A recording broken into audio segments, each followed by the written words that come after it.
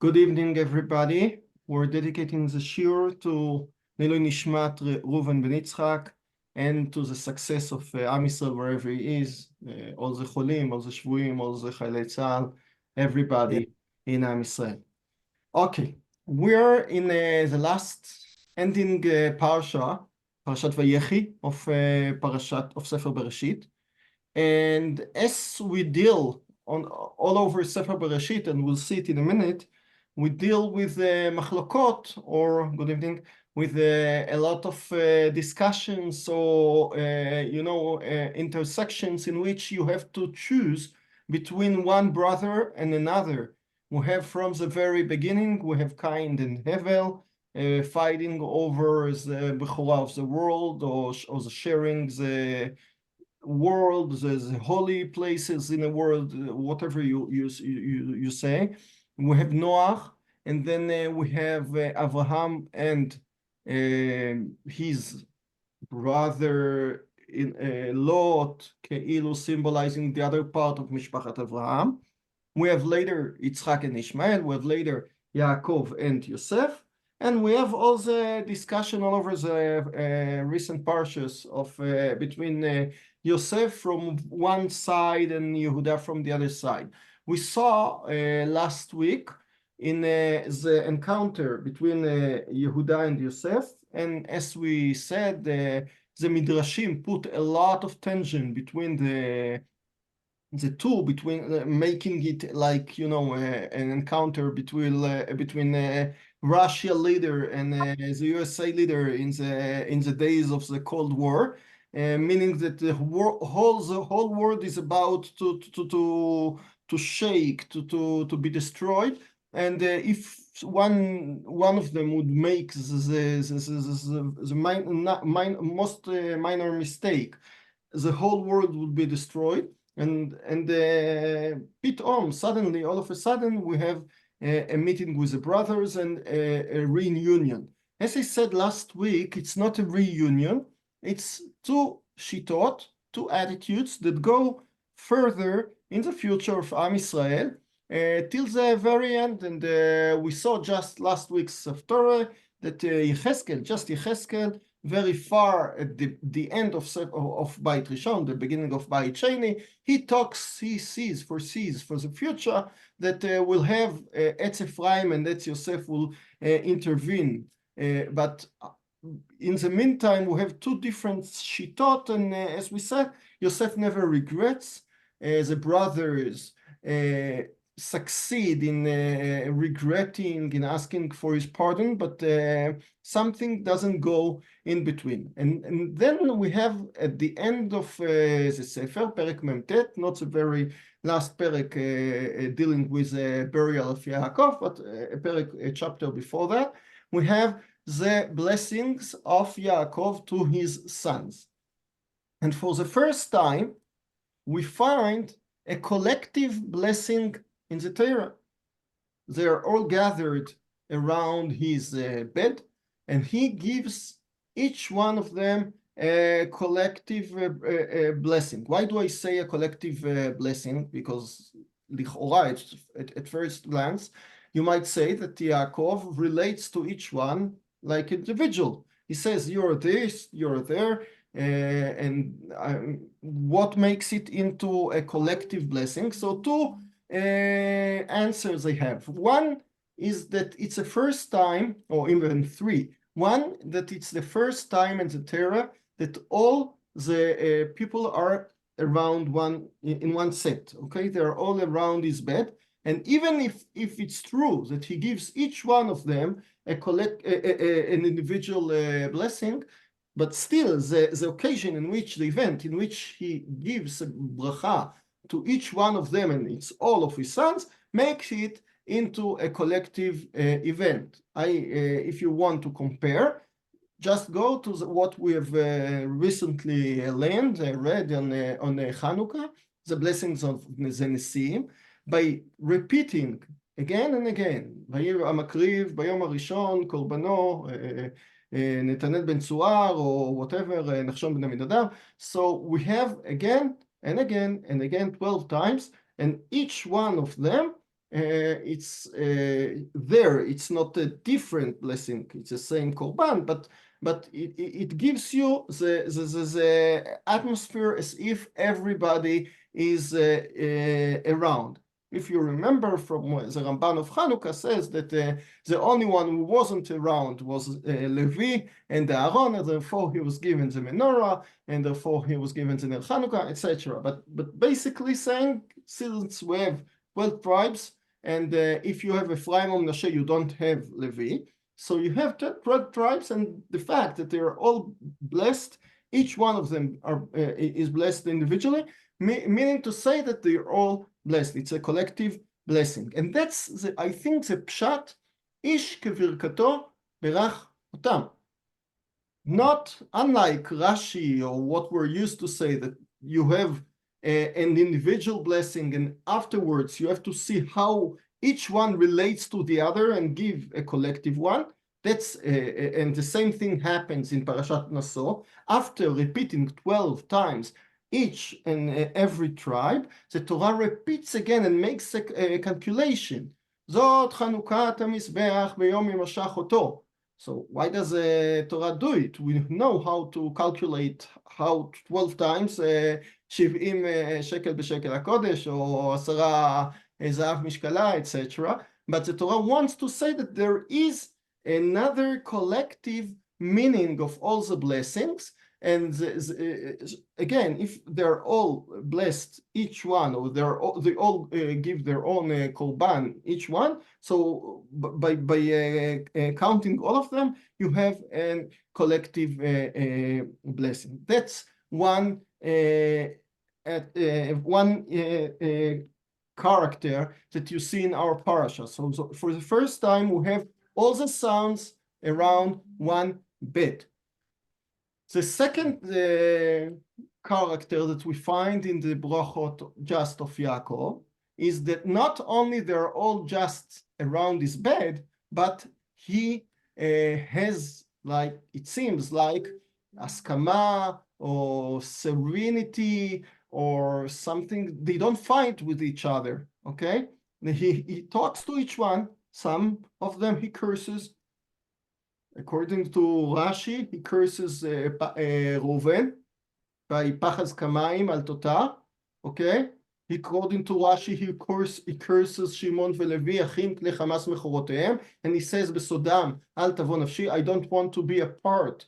I don't want to be mentioned in the future by Korach with Shevet Levi, or by Zimri, the Parsha in the Shittim by Shevet Shimon. But according to some other Rishonim, he gives them a blessing. He says, they are very, very angry people, so I want them to be with a shorter nose, okay? Because if they have a long nose, so they get angry, and then they'll have troubles in life. So I want them to have a shorter nose. Arur apam ki az. And as Ibn Ezra says beautifully, he says, what does arur? We're used to translate arur like cursed be, but even Eber says no. Baruch is what a bracha to give you more. If Avraham, Hakadosh Baruch Hu says avarechecha, you have more kids, you have more money, etc. So if you have arur, it means that you have less. Okay, no, it's not negative. It's just you have less. So arur apam, according to the Ibn Ezra, I think Chizkuni or Sfon or the same thing. It means they'll have a shorter nose. They'll have less tendency to chaos, to be angry, and therefore they'll get less in trouble. Okay, so according to him, it's not a curse; it's just a blessing. Go back to, it doesn't matter where you hold with Rashi or like Ibn Ezra, whether be it a curse or a blessing, but all of them listen and all of them know that I've talked to each one of them, and afterwards nothing happens, okay? He passes away, and it seems that the whole brothers are fine with themselves. They have such a confrontation with Yosef that it's very natural, according to what we've known in the former parshas. But they don't fight with him, they don't fight among themselves, we don't see any confrontation between Shimon and Yehuda or whatever. So it seems that for the first time in the Mikra, for the first time in Sefer Bereshit, not only they're gathered around his bed, but he really speaks to each one of them. We don't find that Abraham speaks for Ishmael with Yitzchak. We don't find that Yitzchak speaks with Yaakov and Esav, okay? Because of the circumstances that Esav came in the middle of stealing, being stolen the brachot. So therefore he says, "Baracha achati lecha avi, barcheni gam ani avi." He asks his father for another bracha, and because of that, Yitzchak offers him some bracha. But at the beginning for the pshat, it's all or none. The winner takes it all, okay? יצחק takes the whole, אברהם נותן את כל אשר לו ליצחק, ולבני הפילגשים אשר לאברהם, נתן אברהם מתנות, וישלחם מעל יצחק בנו. He kicks them away, because you're not a part of the blessed son that takes everything.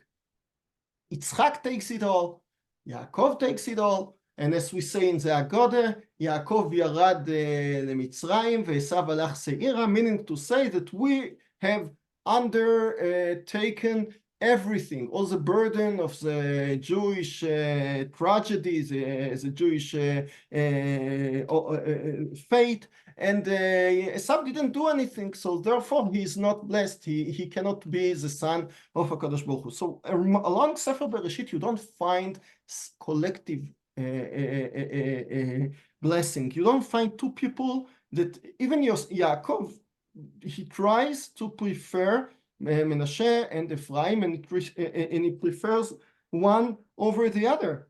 Okay, he blesses one, not the other. He says, ידעתי בני ידעתי, גם הוא יהיה לעם, ואולם אחיו הקטון יגדל ממנו, וזרעו יהיה מלוא הגויים. So there is no place to bless them both. But according to Yaakov gives here a collective bracha. That's a second character. The third character, which I want to deal at length, is that Yaakov not only gives bracha to each of them in front of him at the same event, and not only, as we said, it's a second character, that he gives each one of them bracha in front of the others, and even if it's individual bracha, the other listens and he is silent. But we might look at this collective bracha like a bracha that was given to all of them together. And if we think it over, it's very natural, because for the first time we saw in Perek in Parshat Vayigash, it's very clear. I would like to show it in the Psukim. Just a second. Where is it?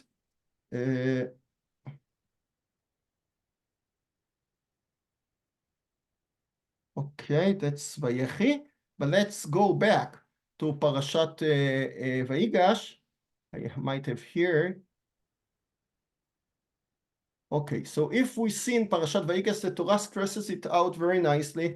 In Perek, when Yaakov knows that Yosef is alive and V'chiur Moshel b'chol Eretz Mitzrayim, and then he moves towards Eretz Mitzrayim. Okay? ויקום יעקב, I'm in פסוק ה', פרק מ"ו. ויקום יעקב מבאר שבע, וייסעו בני ישראל את יעקב אביהם, ואת אפם ואת נשיהם, בעגלות אשר שלח פרעה לשאת אותו. So Yaakov moves from Beersheba, and Bnei Israel carry their fathers and all of their sons and wives towards Eretz Mitzrayim. But pay attention to what the Torah does here. Vayakom Yaakov, וייסעו בני ישראל את, not Israel, שוב, again, Yaakov אביהם, okay? So you start with Yaakov, you end with Yaakov, and in the middle you have Bnei Israel. And it must be that the Torah doesn't play with the two names, of Yaakov, but the Torah wants to say that as an individual, as a person, he's called Yaakov. Okay, et Yaakov Aviem, Vayakom Yaakov Beersheba. But for the first time in the Torah, Vayis'u Bnei Israel, meaning that they are not just the sons of Yaakov, the sons of Israel. They are now a noun, a nation for the first time. That's where it is. Perek Mem Vav, Pasuk A. For the first time in the Torah, Bnei Israel is a nation. Okay, and then we'll see it 100 times. Paro will speak at the beginning of Sefer Shemot about Bnei Israel. Am Bnei Israel Ravu ve'ala min haaretz, and therefore he makes all his examples. So if we say like this, just a minute, Parshat Vayechi, right?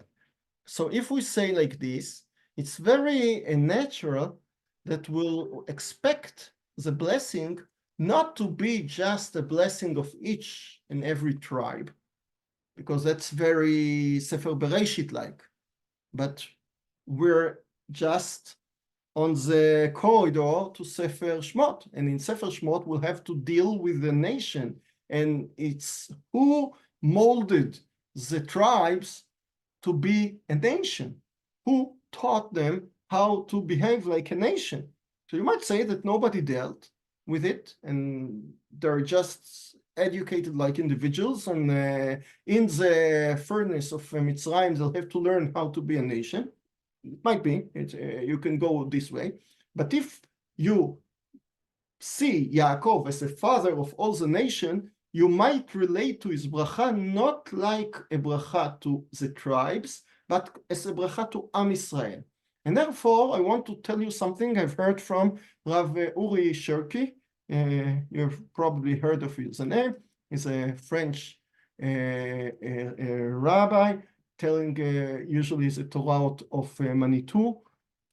And he once I heard from him that Yaakov comes here in his bracha not only to bless each one of the tribes, but to explain to the brothers why after all what they have had, Yehuda is chosen as a king.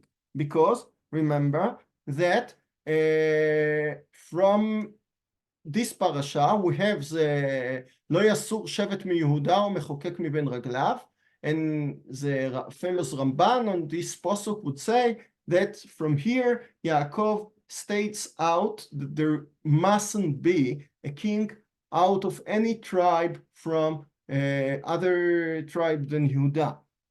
That in other words, Shaul had never had a choice.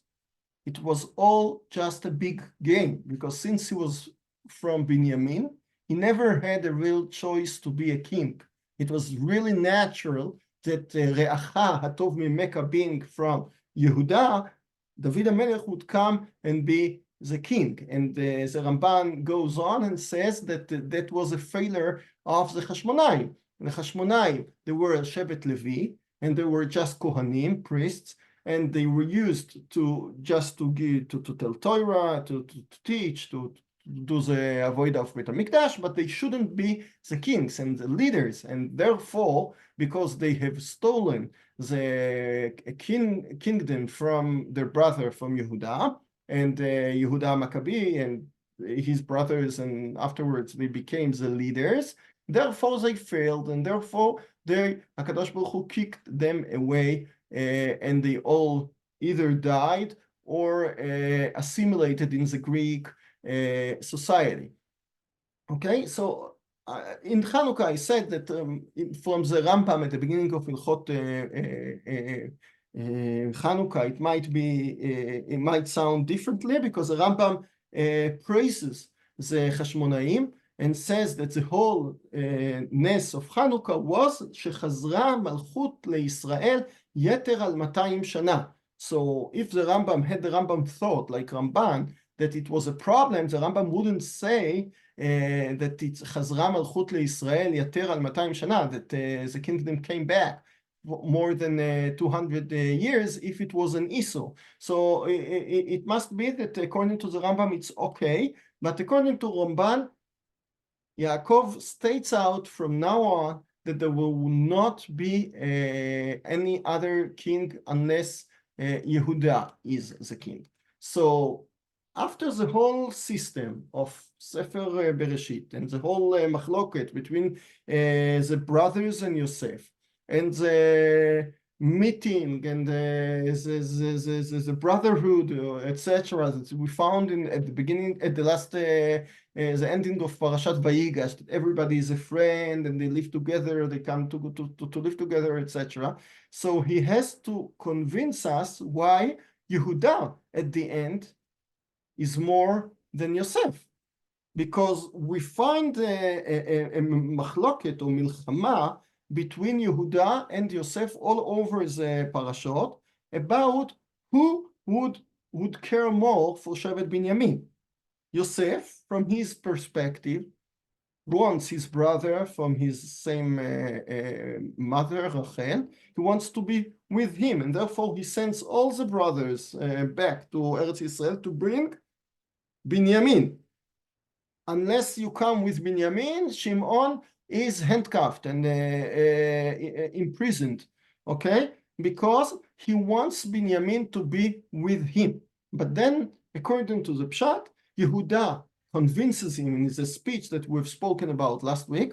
He convinces that I have taken responsibility on my brother, on Binyamin. I was a Rev for my father, and I swore to him that I wouldn't come back without Binyamin. And therefore, Yosef is convinced that the brothers take care for Binyamin, and then you have the reunion. So, okay, Yehuda somehow showed Yosef that he is caring for Binyamin. Very nice. Like Yosef, you are not the only brother. I can be from a different mother, from Leah. I can be Yehuda, and even though I care for him very much.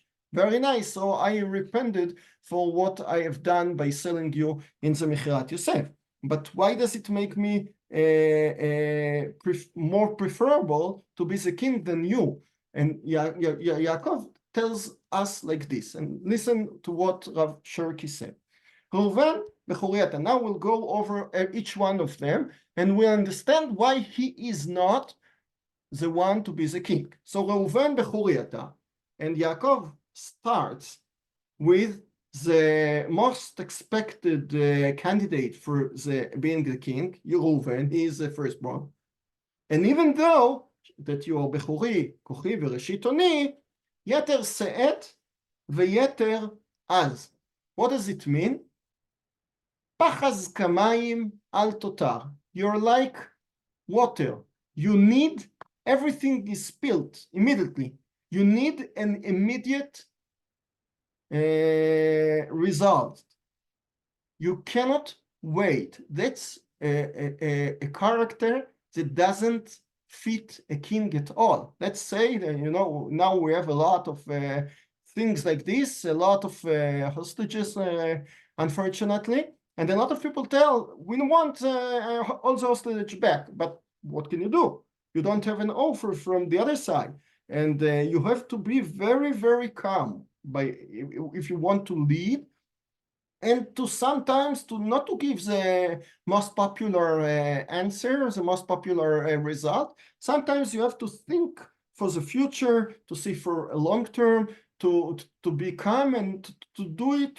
That's what a king is needed.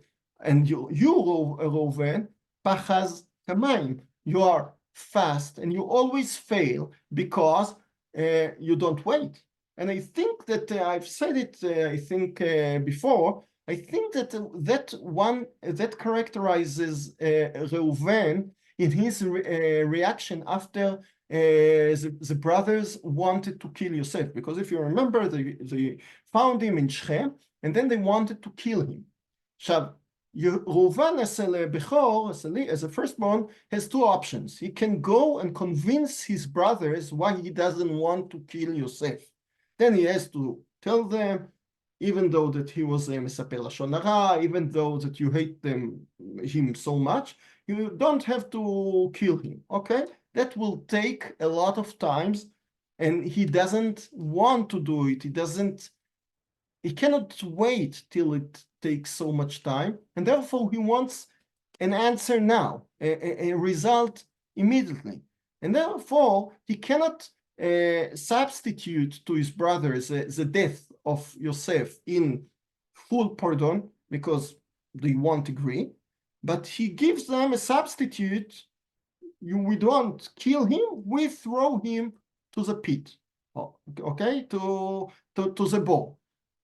So why did he choose such a bad option? I think because he doesn't want to wait from black to white. He wants to move from black to a gray, and from gray, very dark gray, to lighter gray. And it takes times, and he cannot wait. And that's the problem. כי עלית משכבי אביך, אז חיללת יצואי עלה. And we can see, we can show it at length, why Yehuda at least 3 times made mistakes that he didn't wait. That would happen with the Dudaim, that would happen with his brothers in the Mechira.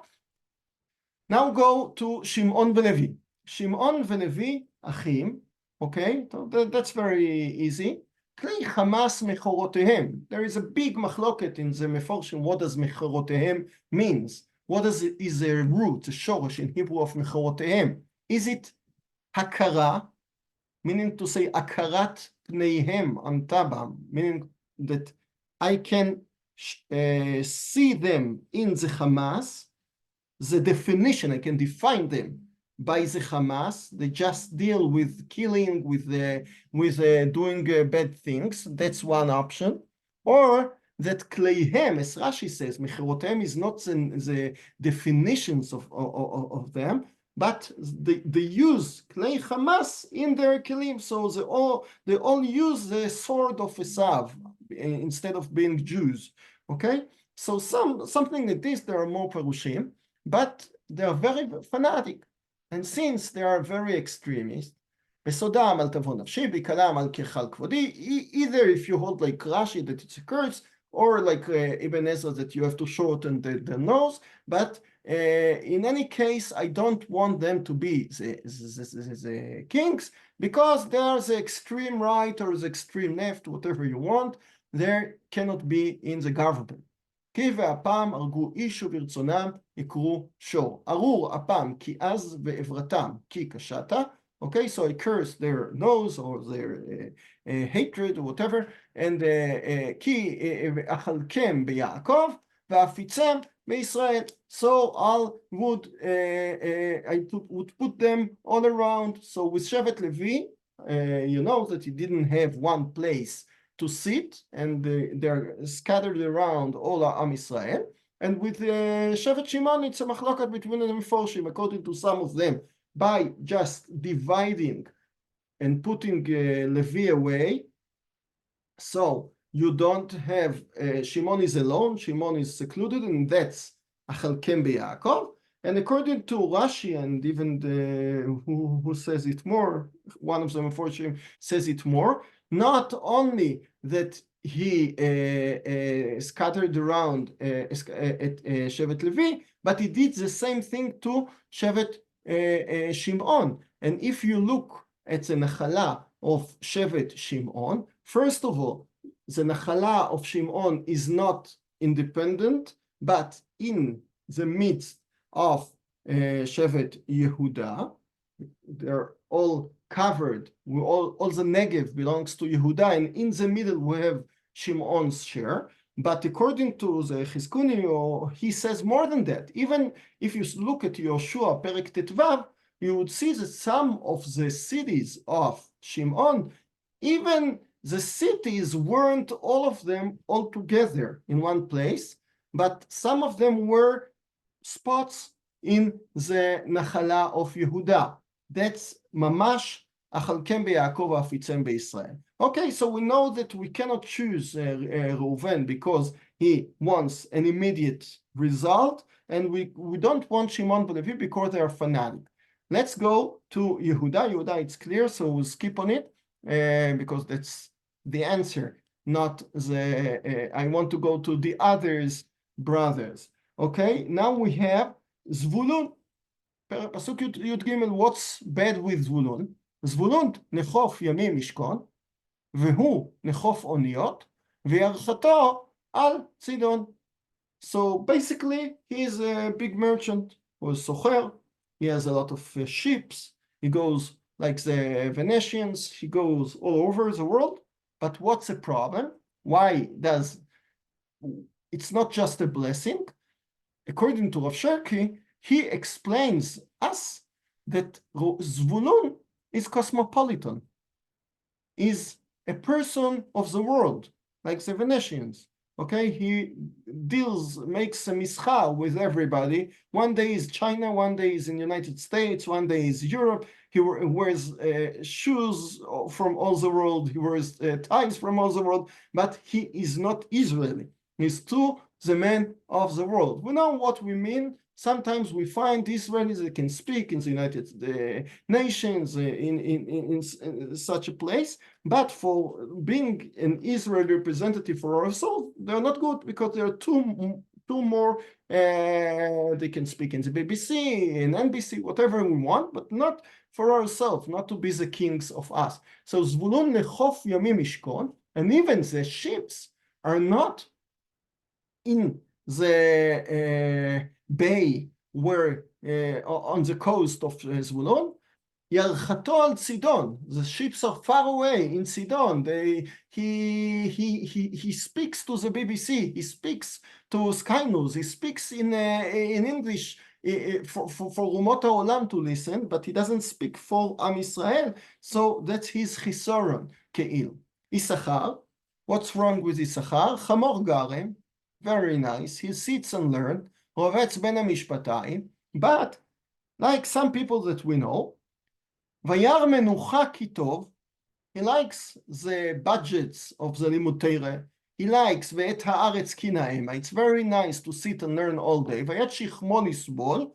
Vayhi lemas oved. So he prefers being taxed or being inferior to other tribes to taking responsibility. He doesn't take responsibility. He sits and learns all day in his tent, like Lomdei Torah in our era, but they don't go to the army. He doesn't go to do something for the nation. Okay, he does for the nation, learns, he studies for the nation, but he doesn't go out. And here is mamash the opposite of Zvulun. Zvulun is too cosmopolitan, and Issachar is too inside the tent, and he cannot function like somebody taking responsibility. Okay, let's go further to Dan. Maybe Dan would be the leader. Dan yadid amo yachad shiftei Israel. יהי דן נחש עלי דרך שפיפון עלי אורח, הנושך יקבי סוס ויפול רוחבו אחור. Okay, so what is this character of Dan? He's like a snake. What does it mean? He's a guerrilla fighter. Okay, he is like Sayarot. He knows how to find the weak point of the enemy and then to, like a snake, to catch him. But when you are a person of guerrilla, you are not an army. Okay, like Hezbollah is a guerrilla army. Maybe it has its advantages, but it's not a nation. Okay, it's just a terrorist. You don't call it a nation because it's just a guerrilla. That's why Dan cannot be the leader. And we see it in Shimshon. Shimshon behaves like somebody that makes a lot of good things from Israel, but he cannot be representative of Am Yisrael because he doesn't ask anybody. He doesn't think of the clan. He just does what he wants to do, and that's a problem with Dan. Okay, let's go to Gad. Gad gdud yagudenu, vehu yagud akev. So Gad, by the way, meaning gargir, a seed. Okay, Gad we see in the man. It was Gad. And Gad becomes Gdud, becomes a lot of soldiers. Vehu Yaged Akev. But what's wrong with him? He is like the Ramatkal, the head of the forces, okay? But as we have sometimes politicians, they were Ramatkalim, they were in the army, we say you understand just in bitachon, in security, in army, but you don't understand in economics, in religion, non-religion relations. So you cannot be the leader because now we're in a war, so we want a leader to be some lochem. But basically, a year ago, we wanted the king to know economics, to know to do things, not to be just a leader. That was a disadvantage of Am Israel, that we had just leaders from the army all over the years. Okay, so that's another problem. Asher, what's wrong? מאשר שמנה לחמו, והוא ייתן מעדני מלך. Okay, Asher is very wealthy, but he just a person of economics. He has the opposite problem. He doesn't know anything about security. He just, like Trump, he is a wealthy person, but leader must know more than that. נפתלי, איילה שלוחה הנותן אמרי שפר, the opposite. נפתלי is just author, תלמיד חכם, a philosopher. He sits all day in a university and learns, but he doesn't do anything out of it. Okay? Binyamin, okay? The problem with him is just, בנימין, זאב יטרף, בבוקר יאכל עד ולערב יחלק שלל. He is very good, but it's just good at the beginning or the end, בבוקר ולערב. But he's not good in the middle, okay? We don't see him all around. We just hear when he is born and his mother passes away, and now when he comes. But what happened in the middle, we don't hear about him. He's not very central. Yosef, now let's go to Yosef. So Yosef is very, very successful. He succeeds in everything he does, but it annoys a lot of people, and therefore but Eshet Potiphar came on him, his brothers came on him, and therefore it's not enough to be a tzaddik and to be successful, but you don't have to arise attention from others. And Yosef, his disadvantages that people don't like him. The only one to be chosen is Yehuda. He's gur, he's a calf, but he waits and then he becomes a lion. So he has everything. He's not just a bitchonist, he knows kalkala. He has wines, he has kramim, he's Talmid Chochem, and even though he is the man of the world, and he has patience, so he's not like Reuven, and therefore Yaacov ends up with the conclusion that Yehuda should be the king. We have few seconds, so we must find the time to find a different program instead of the Zoom, in order that we'll have more than 40 minutes to this case. But we're finished for this time. That's it. That's why it's a collective blessing, ending with Yehuda chosen as a king. ערב טוב, להתראות. ערב טוב, תודה.